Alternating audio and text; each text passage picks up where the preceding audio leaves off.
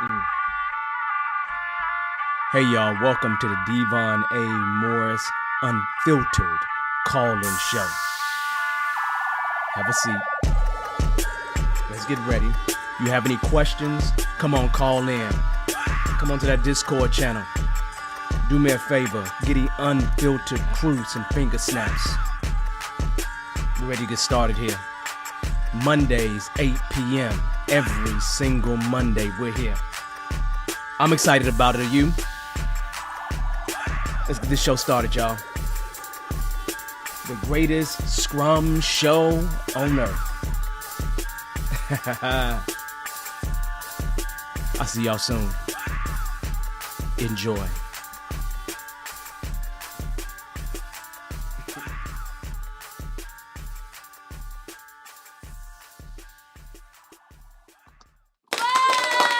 Hello. Looks like all my levels are where they need to be. Hey, I'm back in studio, y'all. I really am.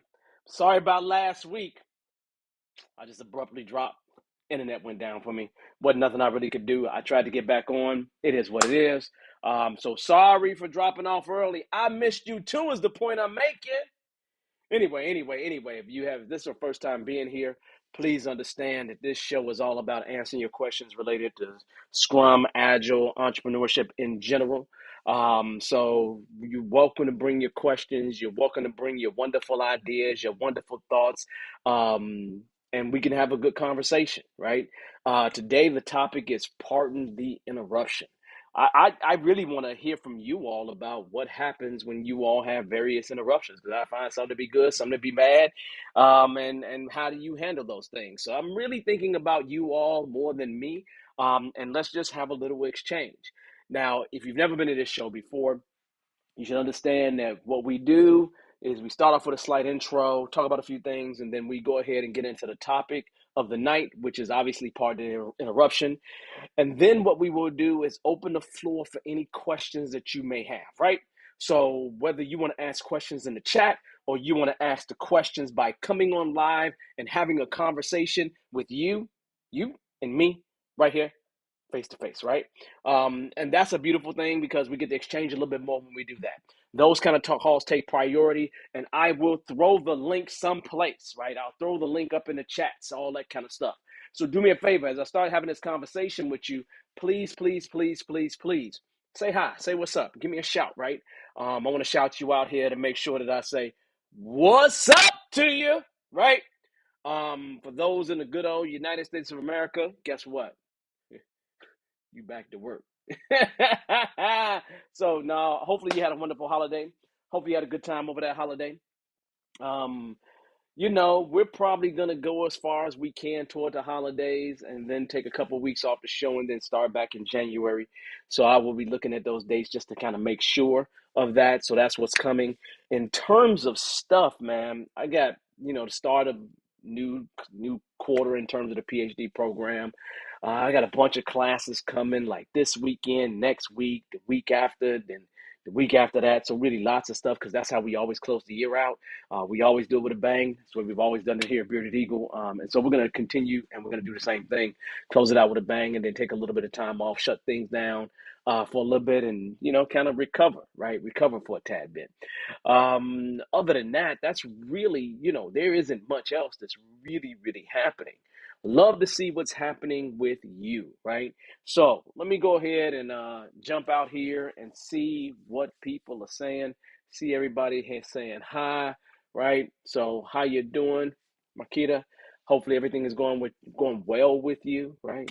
See you consistently on the show. So welcome. It's just a wonderful and beautiful thing. So it's nice to see you. Acha, how you doing? How's it going, man? Hopefully things are going well with you. Patrick is the one that sent me an email saying, "Hey, man, the show ended up abruptly." I was pretending like nobody saw it, but Patrick had to call me out by sending me an email like, "You had a problem, brother. You just had a problem." Like Patrick called me out so bad that I was like I didn't like he didn't like. It's almost like I felt like he felt like I didn't know that I had a problem. Like that's the way I felt. Like I knew I had a problem, Patrick. I'm just telling you, I knew I had a problem. Good looking out, though. I appreciate you, man. I really, really do. And Denise, how you doing? How's it going? Hopefully everyone had a great Thanksgiving. You had some good stuff happen. Good time with whoever it is that you love and care about. Hopefully you spent some quality time doing that. Besides the food situation that classically happens, regardless how some people feel about it, right? Just is what it is, right? Um, then I have, hey, what's up, D Money? I like that. You know, I have a little cousin, right? And she wasn't getting the best of grades, right? Her name starts with a C. And I said, well, since you don't like no money, I'm gonna call you C Money instead of A Money. So I'm gonna call you C Money instead of A Money. For the rest of your life, that's what I'm gonna call you, C Money, since you only want C kind of money. And her grades went up. So that's a good thing. I don't want D money though. I don't want D money unless D money is the money. Like it's the only the money. So I want the money, right? But not if it's grades, I don't want D money. I want A money. Actually, I want like pre-A money. Get me in the seeded investment part of money. Get me way up front, right? Is where I want to be, right? So yeah, no. What's up? What's up? Hopefully everything is going well with you and well with everyone else, man. So here's my question for you all to get us going, get us started here. Um, you know, what kind of interruptions do you all actually experience? When you're out there doing this agile scrum thing, working with people in general, what kind of interruptions do you see come across, right? Because I see good interruptions, I see bad interruptions, and a lot of times when I talk in a classroom setting, people want the one path on how to handle things. Like, if this particular thing happened, here's the outcome that you must follow. And a lot of times I find that to be a lot of people that may be a little bit newer, may not know a lot about how to deal with certain situations. So I'm real curious. I'm gonna raise my light up a little bit as I continue to talk. I'm really curious about what kind of interruptions you all face and how you deal with those interruptions, right? So do me a favor, throw in the chat some of those interruptions that you have seen, and let's start talking about them, because when it comes down to things like Scrum, or when it comes down to just things in general, like even just a regular old project, you tend to baseline it with the intention that nothing will change, right? And so an interruption wouldn't be allowed, fundamentally, if you baseline things and you're not going to have a change control. So it's just not really a Scrum thing, right? It really is a, hey, we've made a commitment and we want to get this commitment done. So then what truly happens at that point, right? But in essence, when you have customers that don't know exactly what they want, and they need to interrupt you maybe to move forward in a slightly different direction, those kind of things uh, may be welcome, may not be welcome, right? So I see thing thrown out here in excessive meetings, right? Yeah. Excessive meetings, because you said excessive, sounds like a problem. It sounds like something I really want to get rid of.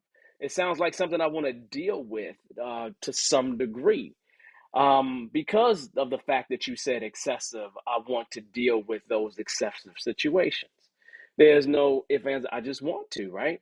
I want to eliminate as many of those as possible, because the excessive meetings take away from the people that's doing the work actually getting the work done, because they're not doing the activity that they need to do in order to deliver. Instead, they're involved in meetings. So yeah, excessive meetings is a thing, right? Some people have said to me that the Scrum meetings are excessive.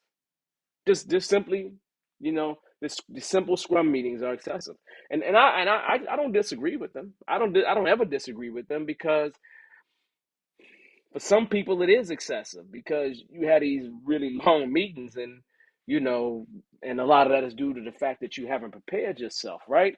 Um, but then I think to myself, once you make a commitment to something, when is it okay to have an interruption? We can easily say things that take away from you delivering is just, you don't want to have that happen, right? But when you've made a commitment to get something done, when is it okay to have an interruption is the real question. And so I'm curious from you all, um, in your experience, when have you allowed interruptions to happen for teams that you've been involved with? I don't care, I really don't care about what the framework is. I don't care if you want to talk about this from a traditional perspective or some other perspective. It doesn't matter to me, right? Just your teams made some level of a commitment to some degree, um, and an interruption of some kind is coming, right? What are those allowable interruptions that you would allow to occur? Throw some of those things in the chat for me. I like to understand that from your perspective, to help other people out here, because at the end of the day, you know, all interruptions aren't equal, right? But when you have that situation, what are some of those allowable ones, right? A simple one that comes to my mind real quick and easy is, like a reasonable requirement change is welcome, right? Uh, You know, I mean, for me, I feel flexible enough to kind of to make an exception for it. The question is, does it derail what we're doing? Does it derail the direction that we're moving forward in? If it doesn't derail the direction that we're moving forward in, if it doesn't do things like throw the entire plan off, because whether it's a traditional process or you're talking about an agile kind of process, there's some plan associated to what you're doing to some degree. And does it throw that plan off would be the bigger question. So then you're doing a little bit of impact analysis, determine what that impact was. It may not be a formal, like you're setting up a huge meeting to do that impact analysis, but you're definitely doing some kind of impact analysis to determine whether whatever this thing is that's going to change, right? Does it have an impact on, scope, time, or resources in some kind of way? Please note, for those been around the game for a while, I'm talking about the triple constraint when I say time, cost, right, and scope. So does it generally have an impact on that? And we would do some impact analysis to determine whether it does or it doesn't, and then we'll move forward accordingly, right? And so, those kind of interruptions, for me, that's going to help us to be one step ahead, to help us ultimately get what the customer's really looking for, I find to be welcome. I want those things to happen. I have no issue with those things, as long as it doesn't derail us, or kind of pulls and tugs on one of those constraints too tough, right? So those are things I definitely find to be okay, right? And so it's like, all right, that's a fair interruption, right? I see being thrown out here, a modification of user stories that must be completed in the current sprint. Well, you know, yeah, and again, similar to what I just said, if it is, and for those that don't understand, a user story is a requirement. Let me repeat that. Okay, so we understand. Okay, so what is a requirement? A requirement is a usable representation of the need. Okay, let me say it one more time. What is a requirement? A requirement is a usable representation of the need. In general, there are different types of requirements. Like, for example, a user story is one type of a requirement from the perspective of the user. Or you might think a business requirement. That's a different type of requirement from the perspective of the business, right? Both of these are requirements, they're just different types of requirements. So, ding, ding, ding. If you're around here converting your business requirements to user stories, you're actually writing requirements two times, two times, two times. Okay, if you look at that from a lean perspective, writing things twice, is a little bit wasteful. Just a little bit. I'm not going to say a lot bit, just a little bit wasteful. Okay. So something you definitely want to think about if you're doing that. So I'm sitting back. I think to myself, okay, I got some impact that's happening to the user story, to the requirement itself. And if we can incorporate it, it doesn't impact the sprint goal from a Scrum perspective, or it doesn't impact maybe some of the tasks that we have in our project plan in general. Could we affect that, especially if there was some slack time in some of our activities? In terms of a project plan, I'm really thinking about the critical path, right? And does it impact activities that are on the critical path? If it doesn't, and it doesn't make the other path that this thing is on critical, then we're kind of I'm kind of okay. I'm not going to fight about it. I'm not going to argue with people about that situation. But what are some other things that you have experienced that are interruptions that you would find to be acceptable? Becomes the question, right? Because another one. Let's see. I got another one written here. Let me pull this one up, right? Correct. So converting business requirements to functional requirements. Bottom line is to convert an increment, right? Yeah, that's true, right? Realistically, the bottom line is really to create that increment, right? Okay, all right. Let me back it up a little bit because some of you all may be new to Scrum, right? What is an increment? An increment is the sum of all completed work from this sprint and previous sprints, right? So it's the sum of work that we've completed. That's all an increment is. So it's the actual result. The best way that I say it in class is if I'm going to the store or the car dealership to buy a car, I probably have a list of requirements that are associated with that car, right? The increment would be the car, right? It's the result, right? So it's the sum of all completed work from this sprint and previous sprints. So, realistically, our objective, at least from a Scrum perspective, one of the principles within Scrum is to make sure that you actually create working product every single sprint. Let me repeat that for those that are in the peanut gallery. Every single sprint, one of our core elements is to deliver working product. You got it?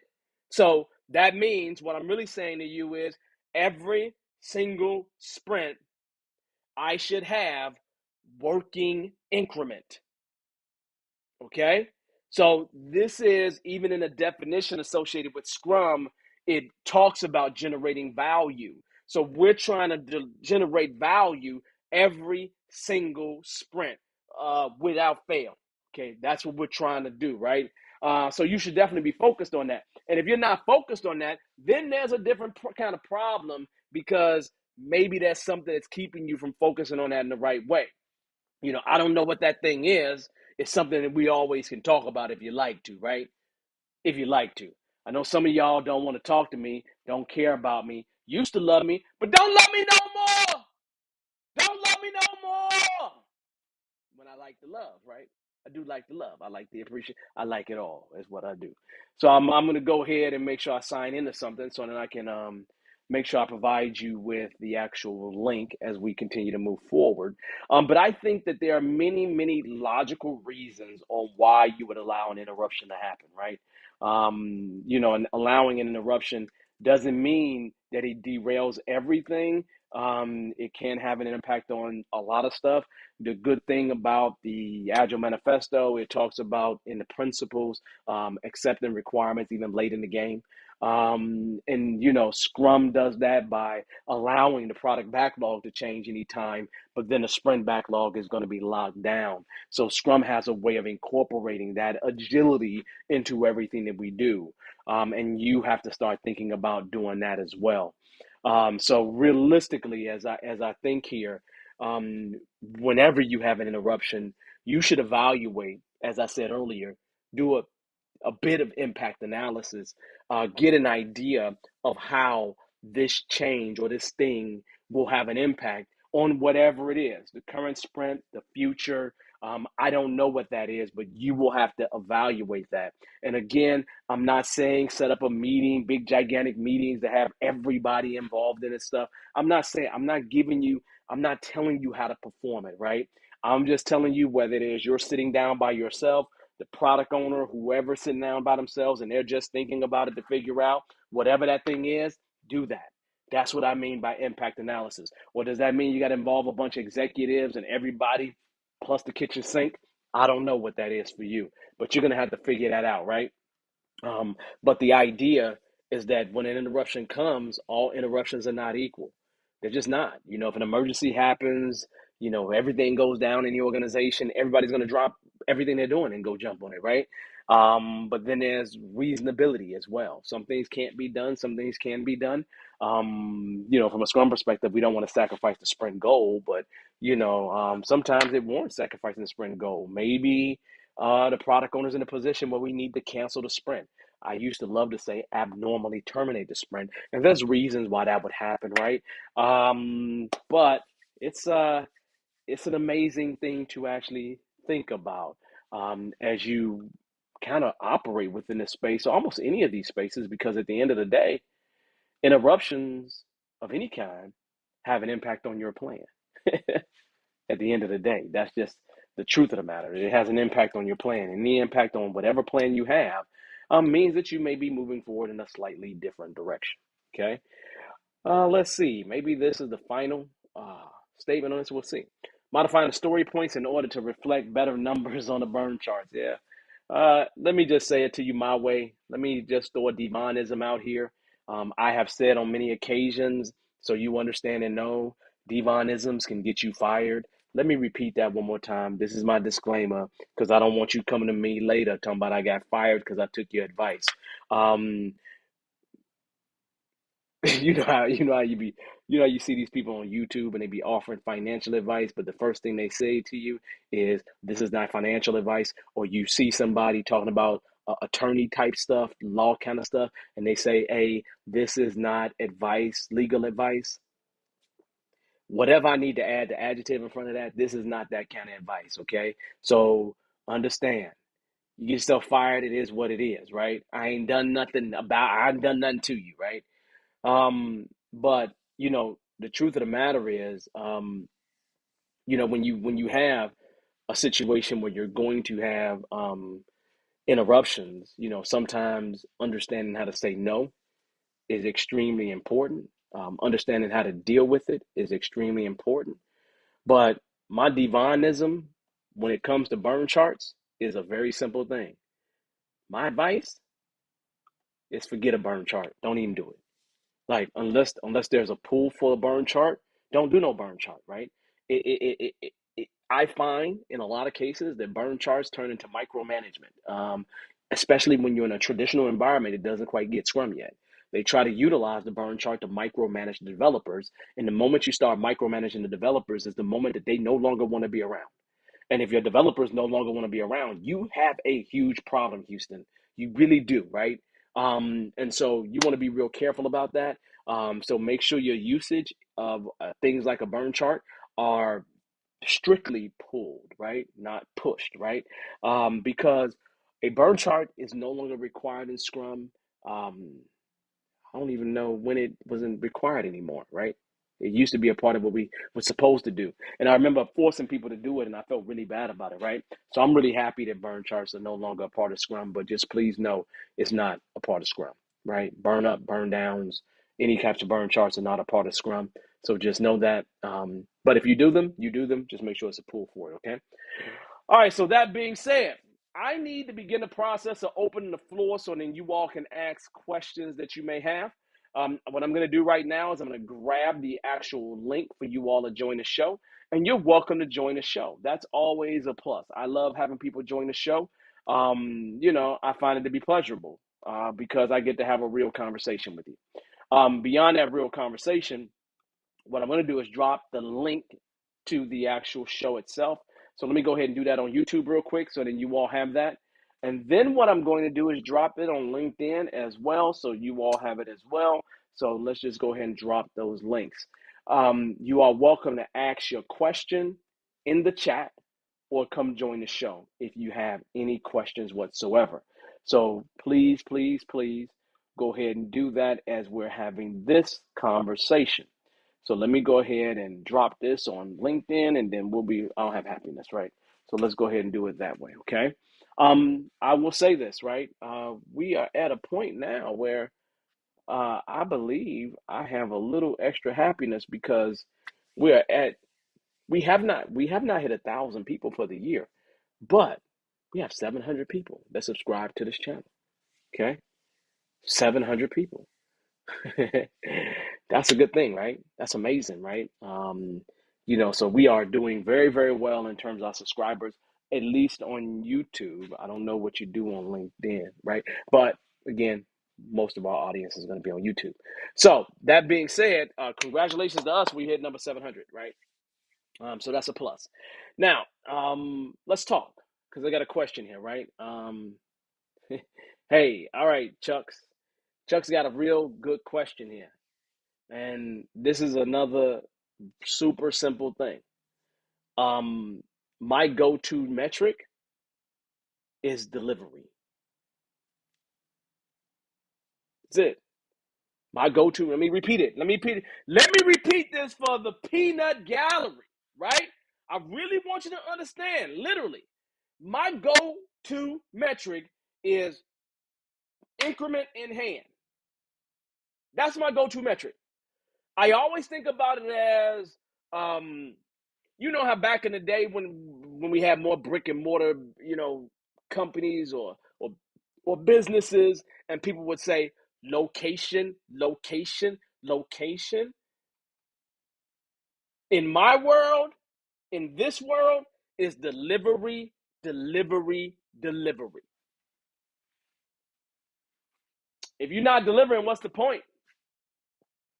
Right? And so realistically, what metric does that point to? Return on investment of some kind. That's what it points toward. Return on investment, ROI. Whether that ROI comes from, it has many sources, value sources in terms of uh, where you get it from, right? It could be market value, it could be capability building, it could be risk reduction, things like that. And that can turn into being things like revenue, cost savings would be probably the two most popular of them. If you're inside of an organization and doing especially internal projects, then it'd be more likely cost savings. If you are closer to touching the customer and you actually have some idea of what happens in terms of sales or subscriptions or things of that nature, it might be sales, right? It might be revenue, right? Or it could be number of customers that have come for that month, right? Or it could be number of people that we acquired, right? There's all kinds of things that are associated with that, and I think Mo gives me the thumbs up on that, right? Gives me the absolute thumbs up on that, right? At the end of the day, the truth is really simple, right? Most executives don't care about Scrum. Most management don't care about Scrum. They just don't. Why would they? Realistically, I wouldn't care about it either, right? I care about what's going to help us effectively get to a place of delivery. That's all I care about. And if you are getting effectively to a place of delivery, then what I want you to do is do whatever that thing that you was doing more, right? I don't even care about what it is. Just whatever that thing that you were doing, call it the underdog process. Call it the road runner on steroids. I don't care what you call it. If it's helping us to deliver, then I want more of that. Let me understand what I'm saying. When I say mo, mo, mo of that, right? It's like mo better, mo better, mo better. That's what I want. I want more of whatever that thing was. So mo better, uh, more delivery, more delivery, more delivery. That's what I'm talking about, right? That's all I really want. More delivery. More delivery. More delivery. For those that don't understand a little slang that I'm throwing out here for no apparent reason. Why am I using slang? You know why? Because my grandmother did not beat me down when I did as a kid.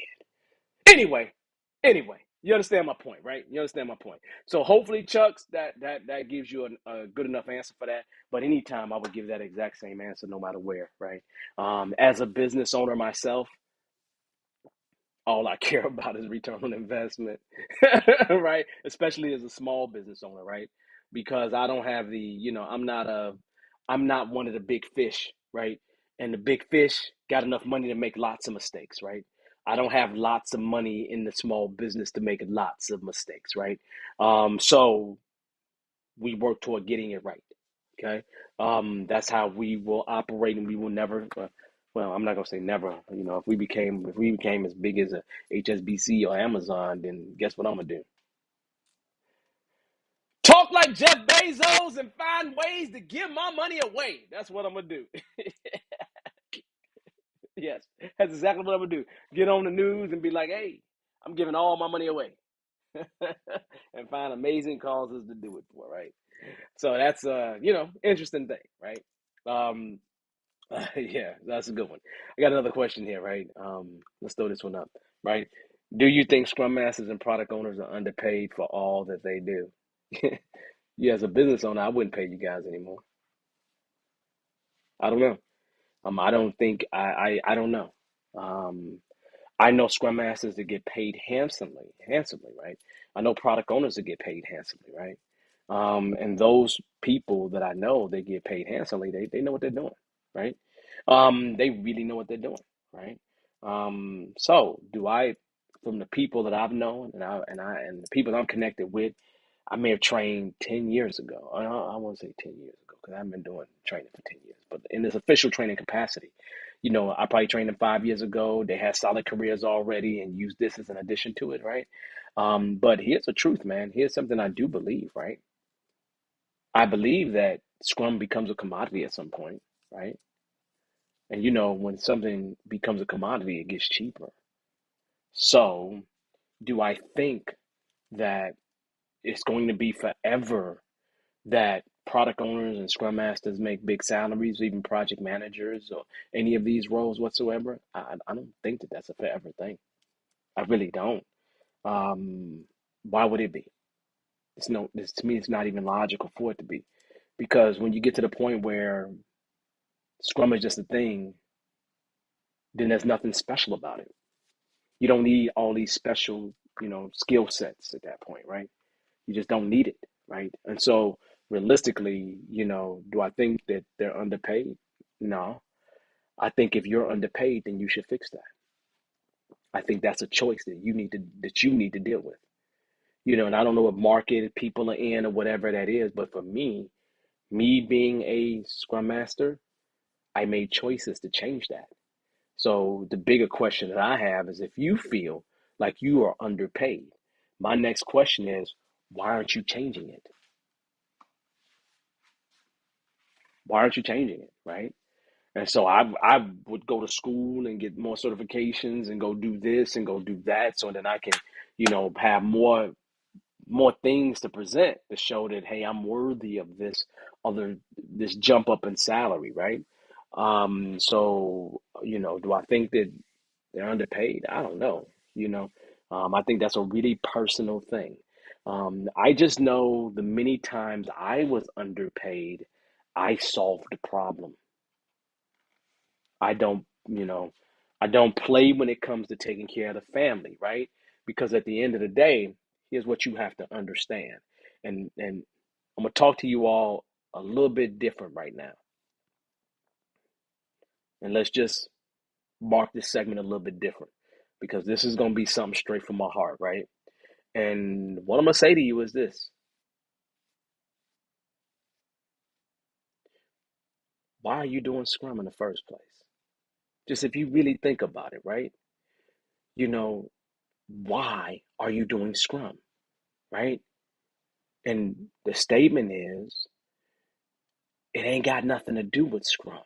Like, your why has nothing to do with Scrum. There are very few people on the planet that's doing Scrum because it drives their why.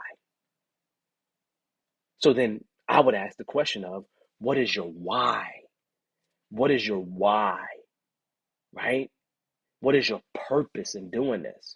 And my purpose in doing Scrum has been the time and freedom that it has offered me and my family. that it has the opportunities that it's created for me to have more time and freedom, right? Because for me, time and freedom boiled down to me making sure that I took care of my children well, right? That they had more opportunity, right? Um, it allows me, why am I a certified Scrum trainer? It allows me to have more flexibility in my life, right? I own a business for that same reason. So I can have more flexibility to be able to do the things that I want to do. Um, why do I like working this kind of job that I work? Because most of my work happens from a computer. And like last week, you noticed that I wasn't in the studio. If you looked at my background, you would see that I wasn't in a studio. And I wasn't in the studio because I'm out visiting people, right? And so it allows me the flexibility working in this type of environment to be able to visit people because I don't have to show up and clock in, you know. And that's I've had a career where I've had to clock in, right? Um, and that's a little bit different than what I do right now. And since the pandemic has hit, a lot of people in a position where they don't have to clock in like that, right? And so with me, I can be, any place on the planet I choose to be. So you will notice that my backgrounds will change because there's going to be a lot of times where I'm just not going to be in a studio, but I'm still going to clock in, right? Like I want to take another trip and I want to go back to India. I do. I want to make sure I hit Australia. I want to do some training down there, go back and train in India. I want to like literally go do those things, right? There's some places that like I want to hit Africa. I want to train in Africa. I literally want to throw some CSM classes in Africa, right? I do, right? And being the first Black certified Scrum trainer, I think it will be super important for me to get on the soil and train, right? Just literally spend some time banging out training, right? So for me, when I really think about it, I do this because of what it brings to the table. If it didn't offer those things to me, then I would do something different than that. So realistically, I'm not worried about how much this thing pays me. I'm worried about the freedom that allows me to have. Because if I take care of my dad and I make sure that I got an income to debt balance that makes sense, right? A lot of us can live the lifestyle that we choose to live, right? A lot of you all as scrum masters that's getting paid, whatever it is you're getting paid. I guarantee you're getting paid more than many of your colleagues. I guarantee you, right? I guarantee you. So it just is what it is, right? So Makita says she can help me coordinate my trip to Africa. Yeah, man, I might need some help. You know what I'm waiting for? I'll tell you what I'm waiting for, if I'm being real honest, right? For those of you all that don't know, right, that don't know, I'm actually a genealogist. I've been doing genealogy more than anything else in my life, right? I've been doing genealogy since I was 8 years old, right? And right now I'm officially 48. I'll be 49 later this year. But so I've been doing genealogy for 40 years, right? And so I'm waiting. I'm like literally I'm trying to find my personal connection to Africa, right? Not the general connection, because yeah, I know I've done all the gene work, and yes, my mother's from Central Africa, and my father goes through Europe, so I think that I'm connected to the Moors. But I don't have any independent confirmation of those things, right? And I always like to confirm things two, three times over, right? And so I'm trying to figure that out because I want to go to where my peeps are from, right? And I've been in this like Walmart. People walk up to me and say, "Man, what part of Africa are you from?" Like, no, no part, no part. And seriously, no part. But I guess I got that kind of look, right? So I'm waiting for that, and so I do want to do that sometime soon. So that means I do got to get heavy into my research, so that I can do that. So Marquita, I may call you out on that one. Just know that, just in case. All right, so here's another question. I only got questions from one person. That's it. Don't nobody else got any questions? Or y'all just tired of me? Is that it? Y'all don't have no more love for me. Anyway, do you think more companies will require them to have more foundational tech knowledge to be able to deliver, like you said, early, even through the job is non-technical? You know, hey man, Here's the deal. Let me say this to you, man. So I'm a past software developer. Okay. You know what I'm not going back to go do? Software development. Let me repeat that, right? I'm a past software developer. And what I'm not going to go back to doing is software development. I'm not going to do it, right? If there was a reason why, I would do it, right? And I'll tell you how I am, right? For those that don't know, my software development, I'm a COBOL mainframe assembly developer. Now, some of y'all may know what I'm talking about. A lot of y'all probably don't know what I'm talking about, right? Now, the reason why I did that is really, really simple. Is that I noticed one thing that was accurate about people that I saw in that space or doing those languages back when I learned it. All of them, every single one of them was old. Let me repeat that.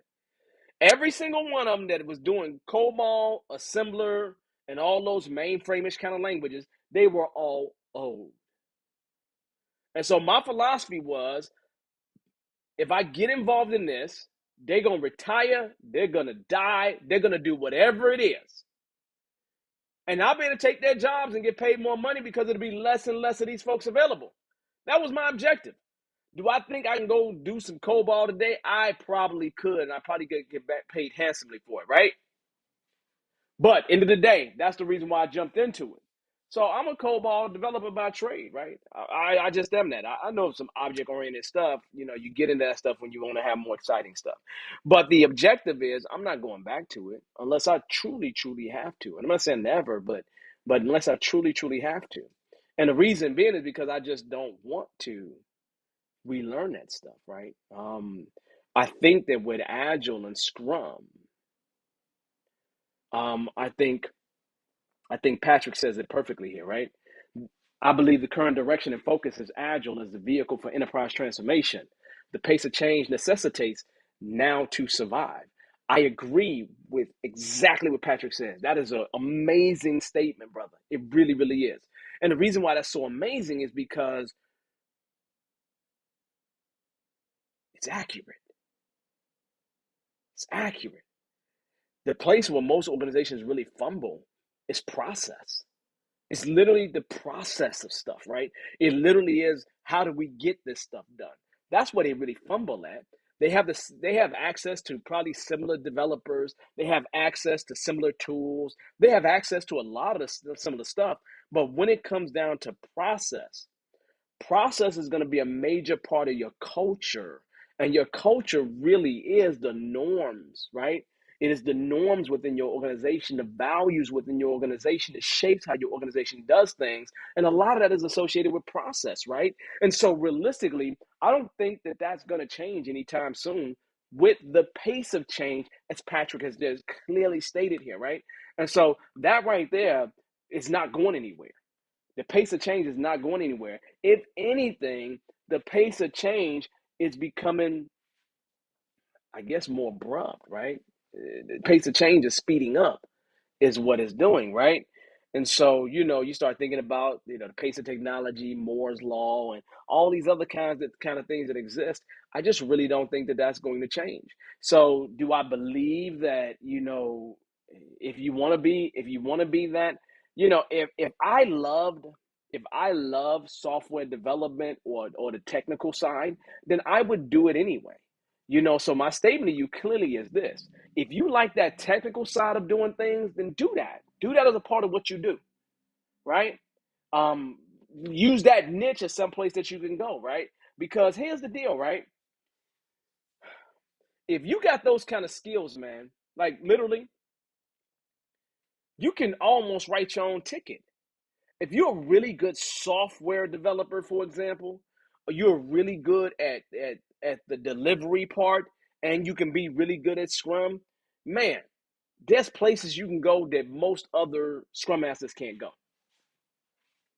There's places where I've been able to go, right? When I was deeper into that, I could go and get in the code with somebody. I still can look at code and understand it, right? I probably can't write it, but most code I can understand, right? Unless something super cryptic about it, right? But other than that, I can understand code, right?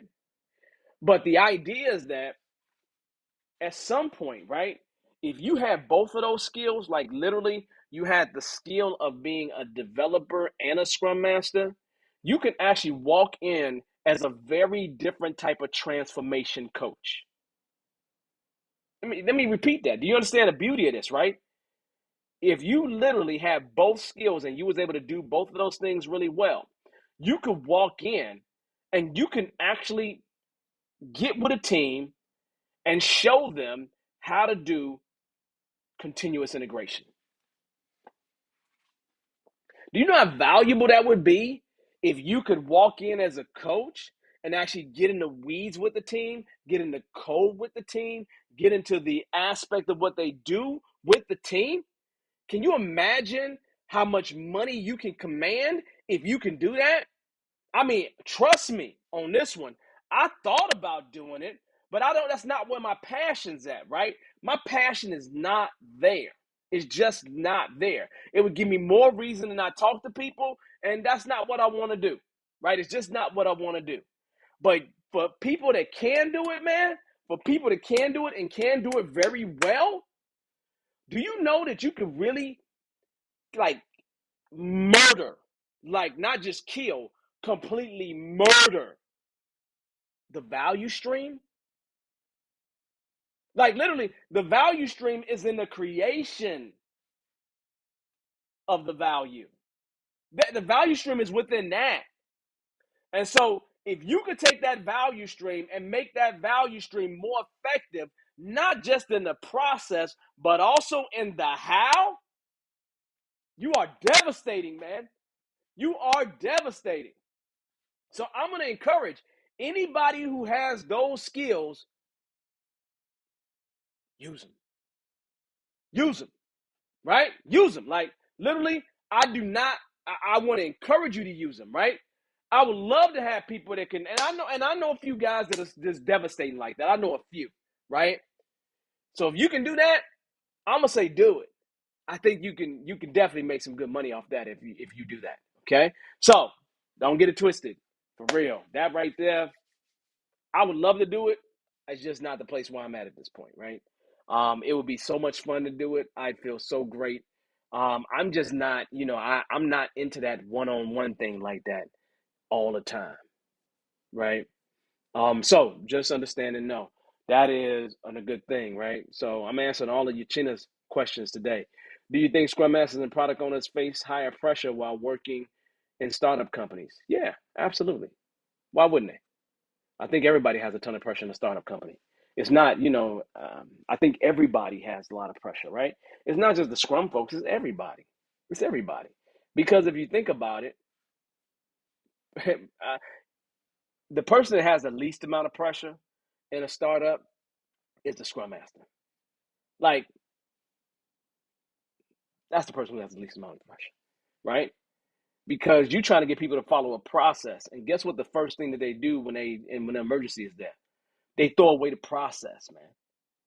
And so the person that got the easiest job in the building is likely the scrum master, unless you're stressing yourself out. If you're stressing yourself out, then that's a whole different problem, right? But it's likely the scrum master. The developers are on the book to deliver. The product owner is on the books to get the right product out, to get the right requirements out the door. And so, that's pressure from every single end, right? Look at all these companies that failed over the years. I mean, look at all the companies that failed over the years. They likely failed because they lacked ideas. Product owner is where the ideas are at. So that's a whole different spiel, man. That's a whole different deal right there. So if I'm thinking to myself, if I'm a scrum master in a startup, it's a little bit different for me. If I'm a product owner in a startup, there's a lot of stress. But as a scrum master, I don't think there's as much stress than what it is for a product owner or the developers, the people that's delivering. I mean, yeah, there just isn't, right? And you only would know that if you've been in a startup and you've actually seen that kind of stuff happening. So if somebody thinks different in that, then just throw it in the chat, right? But I think that the scrum master has one of the easiest jobs in the building. I really, really do. I really, really do. In a startup, I'm not saying it can't be amazingly difficult, but I am saying I don't see the same. The stress is a little bit different. And in a startup, you are creating the culture. You are part of the creation of the culture. So, in a startup, the beauty in a startup is that you can shape that culture to really start with Scrum. And then you don't have all the baggage from a culture that's adopted something else and they're having problems with transition, right? And so for me, it's a beautiful thing with the startups that I've been around, right? With the startups that I've been around, I think it's one of the most amazing, most beautiful things that can actually happen. Most of my time is normally going to be spent inside of organizations that had heavy process prior, that had a really big traditional thing that was happening in the organization, and it becomes my objective to help them change that in some to some degree. In a startup, man, you this blank slate, man. You can start with blank state. Scrum masters I know that's been involved with that, man. They look young. They don't have all that stress lines and everything else all over their face because you know it's just a little different for them. It's like crazy, right? And so Patrick says he one ups me, right, all the time, right? He said the product owner has the most pressure, right? Because they have to align the goals, the vision, the company.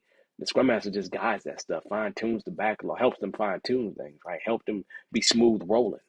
But the person who got the pressure is the product owner. Like for real, for real. I don't think there's anybody in the building that's more pressure than the product owner. And the product owner gets that product right, then the pressure moves on, I firmly believe, to the developers.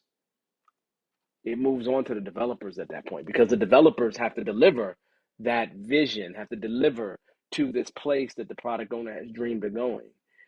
So it becomes a very, very different thing, right? Um, oh, Joe, man, how you doing, Joe? I haven't seen Joe in a while, man. Hopefully your family's doing good. Everything's fine up there. It's getting cold up there, man. Make sure you wear your coat, buddy. Scrum Master is accountable for Scrum team's effectiveness. That's it. In a startup, this may be a bit stressful if taken to heart. Yeah, yeah, it can be, especially if you are dogmatic about Scrum. Because I find that most startups that I've been involved with, they don't follow Scrum to a T. They kind of flow, right? However they flow is how they flow, right? So it's one of those things, man, where you know the Scrum process probably is not going to be implemented like super scrummish. you know, it's probably not going to be, right? Yeah, there's going to be tons of issues to deal with, and move on from there. It is what it is. You know, I see Joe with the whole crew on his picture there, man. I love it, man. Y'all look like y'all someplace where life is good in that picture. Like it's like you want to go there and be there all the time with Joe's picture. For real. So that's a good thing. I love it. Absolutely love it. But yeah, yeah, yeah. Scrum Masters in charge of the Scrum process. That is what it is, man. Let's see. I read, here's what Joe is saying to me. I read effective at delivering value, not executing the framework. Yeah, if a Scrum Master focuses on the delivery of value, then life will definitely be a little bit different. They will inherit the stress that everybody else is having. If the Scrum Master is focused on the framework of Scrum and nobody in the building really cares about the framework of Scrum, then guess what you're going to have? A Scrum Master that ain't doing nothing but setting up meetings. So realistically, I know in terms of the organizations that I've been involved in, I kind of lean closer to the pressure of the product owner, in terms of playing any process role in a building, because we don't get trying to get the stuff out right.